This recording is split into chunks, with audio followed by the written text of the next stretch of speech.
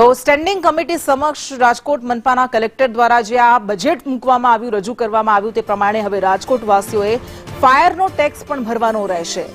આરએમસીના સૂચિત વધારા સામે રાજકોટ વાસીઓમાં અત્યારે રોષ જોવા મળી રહ્યો છે। 4 ગણો door to door garbage collection charge સ્વીકાર્ય નથી તેવું તેઓ કહી રહ્યા છે। એક તરફ મોંઘવારી છે અને બીજી તરફ આ પ્રકારે વેરાની વસૂલાત કરાઈ રહી છે। સફાઈ થતી નથી, ભ્રષ્ટાચાર બેફામ છે। રાજકોટ વાસીઓએ હવે જાગવાની જરૂર છે તેવું નાગરિકો જ કહી રહ્યા છે।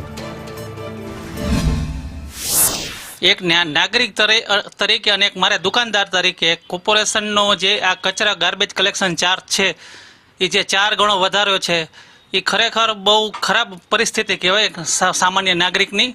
તમે વિચાર કરો કે કચરો ઉપાડવાનો જો આટલો ચાર્જ 4 ગણો લેતા હોય, એની સામે તમે જુઓ દરેક જગ્યાએ ગંદકી પુષ્કળ છે, એની કોઈ સીમા નથી, ભ્રષ્ટાચાર થાય છે, પબ્લિક પાસેથી 4 ગણો ગાર્બેજ કલેક્શન ચાર્જ લે છે।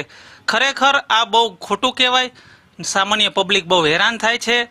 ગંદકીનો જ્યાં જુઓ ત્યાં ગંદકી જ હોય છે અને મારે તો આ કોર્પોરેશનના અધિકારીને વિનંતી છે કે આ ભાવ વધારો 4 ગણો છે એ પાછો ખેંચે। આ મને માન્ય જ નથી।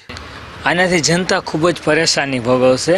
જનતા આગળ એક તો પૈસા નથી, માણસ દિવસે ને દિવસે મોંઘવારીથી પીડાઈ રહ્યો છે। આના ઉપર આપણે ભાજપની સરકાર લગભગ ટેક્સ વધારતી જ આવે છે।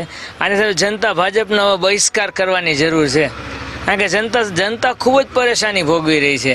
જનતા આગળ પૈસા નથી ને ટેક્સ વધારવાથી જનતા ખૂબ જ દુઃખી થશે।